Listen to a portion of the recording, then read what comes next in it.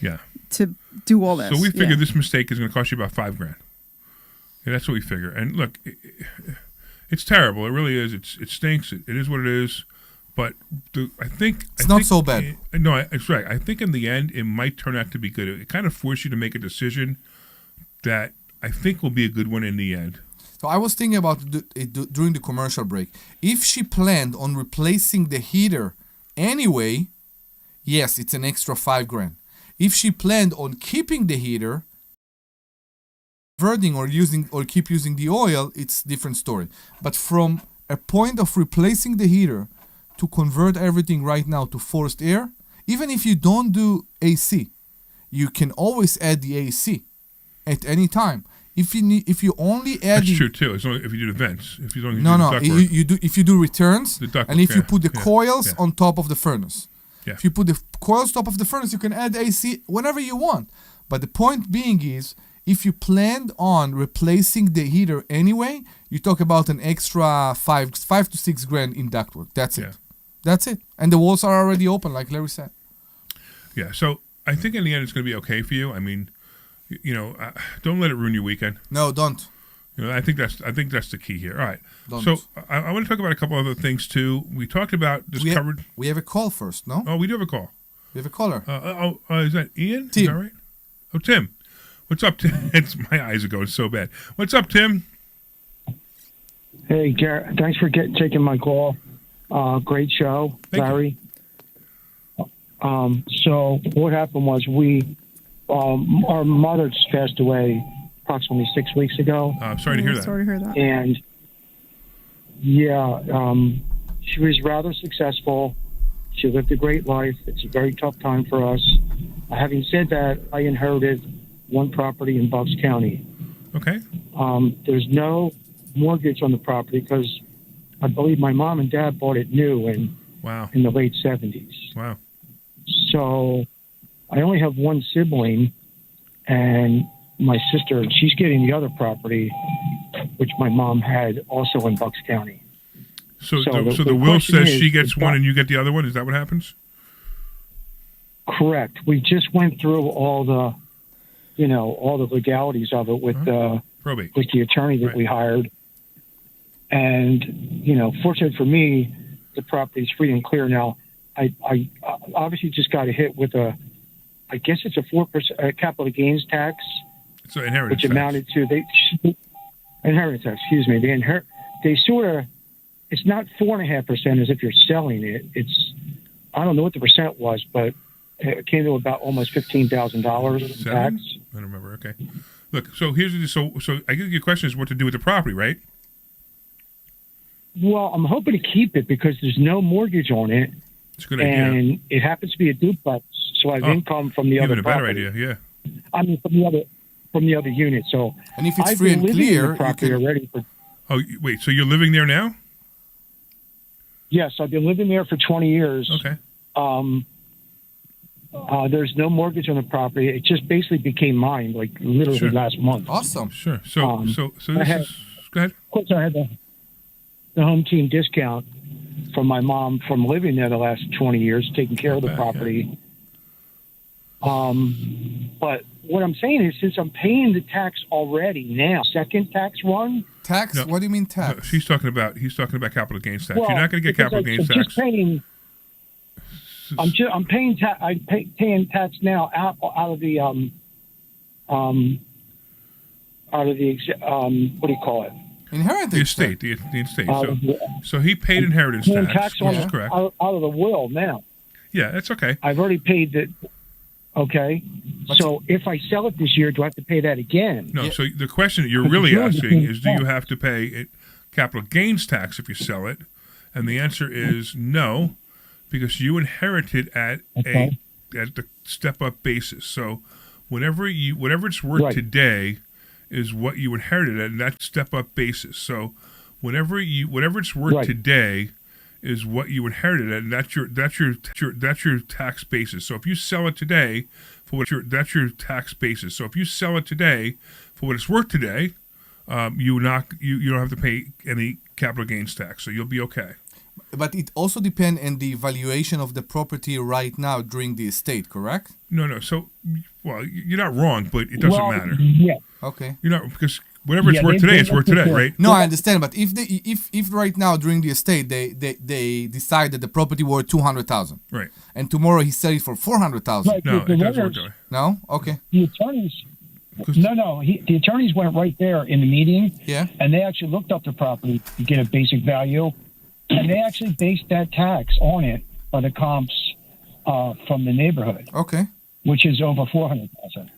So right, so So- that's what the step up basis is. So it's fine. So here's my question: if you've lived in there for 20 years, you said, That's correct. do you want to move? I don't think I want to move because I'm getting that extra check. I am in my 60s. Yeah. Yeah. And I have, like you were just talking about HVAC, the HVAC was replaced 3 years ago. Mm-hmm. So the place is rent. Okay. And you're getting $1,250 every month. So I can obviously, yes, he's early every month. He's No. been there 6 years. Yeah, I know. he can refinance it at almost any time. So the only thing you got to understand, right? So I don't know his. It sounds like you're living off of Social Security. You could say that check I was giving my mom up Right. until a few months ago. Other Yeah, income at all so- besides Social Security? I mean, I could go back to work if I had to, but No. I didn't go back to work because I've been taking care of my mom the last 4 years. Right. Okay. And this is why So- I bring I was it able up. to So, retire So at you're a 62. carer of the mother. hold on. Okay. So when Omri could refinance this property and take a big chunk of money out of it. That's why I don't think it's a good idea. Right, that's what I'm thinking. Right. Right. Look, if you want to finances come to invest in school, we'll teach you that. So your life is set up in a certain way, like refinancing this property, wrong with that money, which until you know what to do with that money, I don't think you should take it. So if you took $200,000 out of this property and if you make a mistake with the $200,000 and you no longer have it, you've really hurt yourself. You seem Yeah. in a very comfortable Right. place. So Yeah. because you're in a comfortable place, and look, you have any kids? No, the good part is I have no debt myself. And my Social Security check obviously is a lot smaller now than it was a couple of years Yeah, ago sure. from inflation. But since I have no mortgage, I just basically have to pay the taxes and the upkeep on the property. Yeah, exactly, right. The taxes are only like $3,500 a year. And then did your mom leave you any other So money? that should Any be- money at all? There was some money left, correct, that I Okay. did split with my sibling. All right. I mean, if it's and there anything was a small life substantial, insurance policy. if it's anything substantial, come here. We'll teach you some things to do with it. But if not, look, you have two choices, and it doesn't matter which one you take. But you got to take either one with Right. intention. In other words, you can't just say, "Hey, I'm going to take this choice. I changed my mind. I'm going to take this choice." Actually, that's not even true. The choice Yeah. of staying there, not refinancing the house, which I recommend, you do not refinance the house. Right. Collecting your Social Security, collecting the I rent have from the no guy mortgage. upstairs. Yeah, right. Collecting the Yeah. money from the guy upstairs or downstairs, whatever it is, and you living your life out. You can do that one. Right. And you can also change to Yeah. the other one at any time, which is like come here and learn, right? Learn about investments, learn Yeah. about things to do. But if you come here and learn, I'm telling you what, if I sit down with you before I make you a student, we're going to have a really tough conversation because I ain't taking your money unless I know you're going to do it right. Because if you start out 3 months later, go, forget it. Now that I refinanced my house, I paid you, I did this, I'm done, I don't want to do this anymore. You can't go back to the other path. Okay, and that's the problem Well, I I am have. a listener. I've learned quite a bit from you three in the last year or two already. Well, so good. I do appreciate that. A great show. I mean, I'm really a great show. I mean, I'm really not sure what to do, but I will keep that class in mind. Thank you very Yeah, much. Well, come I'll tell you what I would do, Tim. Come here and meet us. Yeah. Come here, shake our hands, whatever, if it's something for you, it doesn't really matter to me if you do it or not. You come here for free for the first time anyway, and at least get to know us. And if you have some questions, you can grab me after class, and I'll be more than happy to answer the questions. Yeah, So, don't come even as a student. Come to have fun one evening. Just come one evening and have fun. Come one evening out of the house and you will have fun. I promise you. yeah. All right, Tim, we so appreciate you. Appreciate that. Thanks for listening. I appreciate it. And anybody else who's listening out there, if you have questions like that, feel free to call us because that's what we hear. That's what we do every day. And the phone number is 855-939-1137. That's 855-939-1137.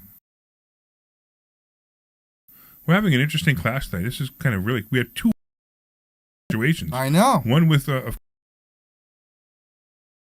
what I really, we talked about the fact, I think you guys got a better perspective of how I handle them, and it's interesting because as like I go into hibernation, not really hibernation, but I keep it inside for a day or two because I want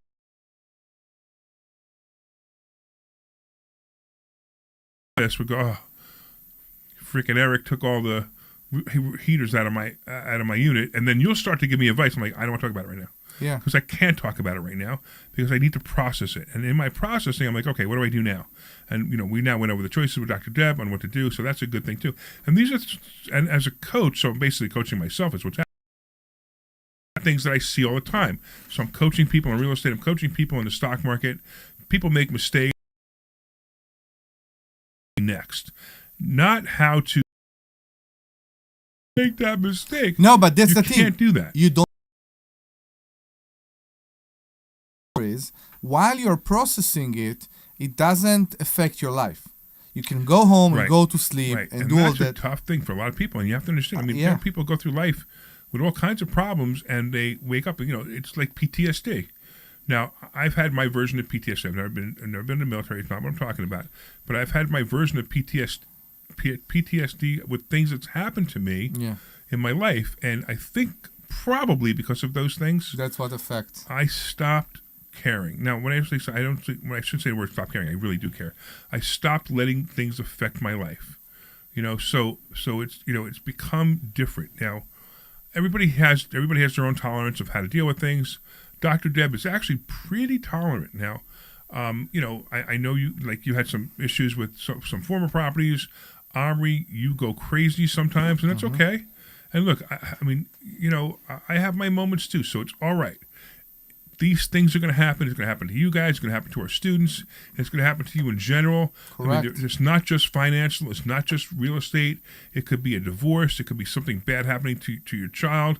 It could be It could be just about anything. So, and with that, we want to remind that for certain people that have difficulty to deal with those situations, there is a method to invest in real estate and not worry about those things at all. You went. That's pretty funny. You went there. I was actually going to go and say, look, listen, there's nothing in life that's so bad that you need to end your life either. Okay, so don't ever go in that direction. So this is just a quick public service announcement, right? Yeah. If you need to reach out to somebody because something's so bad that you think you can't handle it, I promise you that the next day it's not as bad as it was the day before. I promise you. So sleep on it. Talk to somebody. Don't ever think that life is so bad that you need to say goodbye to life because that's the absolute worst thing you can do. And I rant about this all the time. It's not. The people say it's selfish. I don't even think it's selfish. I think it's extremely mean to anyone that knows you. Because anyone who knows you, because it just happened to us before. We had a student who was a friend of all of us. Yes. And he felt he couldn't handle life anymore and decided to end it. And I was angry, and I was angry at him because he affected so many people. So many people were upset at this, so I was angry at him. So it was mean when my thought process was, I wasn't sad for him. My thought process was I was extremely angry at him for hurting so many people. We didn't know. No, I know. I worked with him every day. I know. I didn't know. I know. You didn't see on people sometimes. Nothing. There was no signs whatsoever. No signs whatsoever. And we don't even know what happened that day to trigger it. because he had a meeting with one of our coaches in the morning. And everything yeah. was fine, and we have no idea what triggered it, but something triggered it 2 hours later, and we don't know what it was. But I only brought that up because I went in that direction because I want to let everybody know that there's nothing in life worth ending your life for. Nothing. All right? So I look at it differently. I say to everybody that I know, you don't have right to take life, even your own. Fair enough. And that's referred to the fact that you didn't brought yourself to this world. Yeah. You have no right to take yourself out of this world. Interesting. It's harsh. Yeah, I know it's harsh because it's too judgmental to mental situation. But if you know that, and if it go into your mind, you understand that it's as hard as as hard as it gets. I don't have the right to do that. Yeah, I totally agree. All right, look, we kind of like went off like really interesting. Listen, places. these 2 hours were the biggest roller coaster ever. Right, exactly. I agree. It was amazing. Wow. It was amazing, amazing events. All right, so we still have 5 minutes. Yes, we do. You know, I saw Glenn typing. I was curious. So I have to ask you a question now. Yeah. Because speaking of like bad things and all that, so am I concerned about your parents right now? I am concerned about my parents. I wouldn't be concerned about my parents if I would still live in Israel right now. It's funny how the mindset changes when you look at things from here, because there's going to be there was 3 attacks, I think, from Iran so far, and they're not going to stop. No, they're angry. So it's going to they be. They poked the bear. It's going to be very big tonight, and that's basically in an hour or 2 or 3 or something like that. And in every house, in every apartment, every house in Israel, there is a shelter. If it's built until after 91 or something like that, okay. All of them has shelters inside. Maybe 95, I don't remember. And my parents has one, and my sister have one, and that's fine. But we saw in the last few days that people are still there was still occasions of ballistic missiles slamming a building. Yeah, it's pretty powerful. So it's a problem. I hope for the best. And you know, it's how people call us when they hear that something happened, like the attack of the illegal immigrant in Colorado a few weeks ago. Okay, are you okay? Are you okay? Are you okay? And I'm explaining to them, I'm in Pennsylvania. This happened in Colorado. It's not Israel. It's a very big place. Yeah, sure. And people don't understand that. Israel is a pretty small place. Israel, it's very easy to compare to New Jersey. Right. And with that, if you I think New Jersey's longer. It could be that has more people even. I mean, I think it's but end to end, I think New Jersey's longer than Israel. If you think about 10 million people, and you think about the size and all that, when something happened in New Jersey, I think everybody who lives in New Jersey almost knows about that. Right.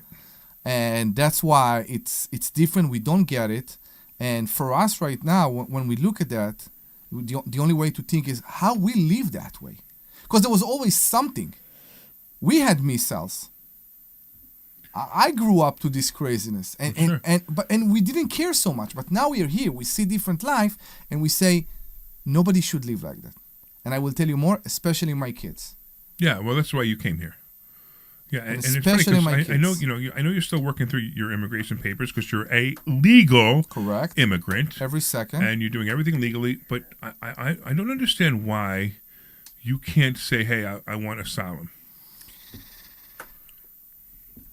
Maybe I can and maybe I don't. I don't want to do that.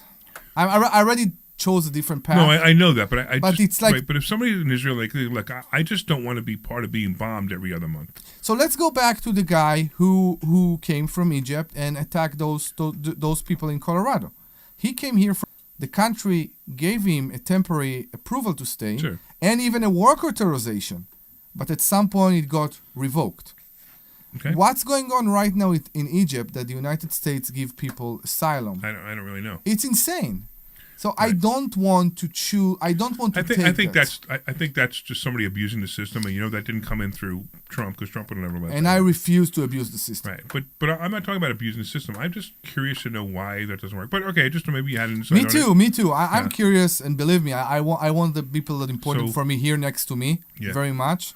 Right. But I also think that I think that Right. But I also think that I think that Israel really poked the bear this time.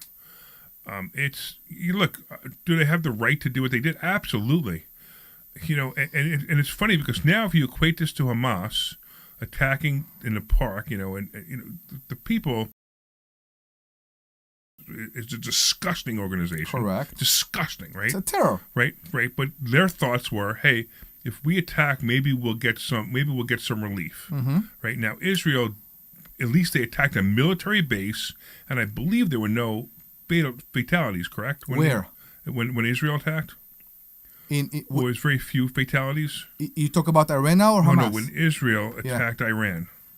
Israel started the attack only on bases. Right.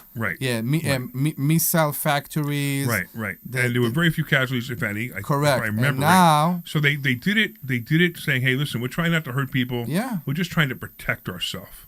But just like Israel retaliated on Hamas, which they again had every right to.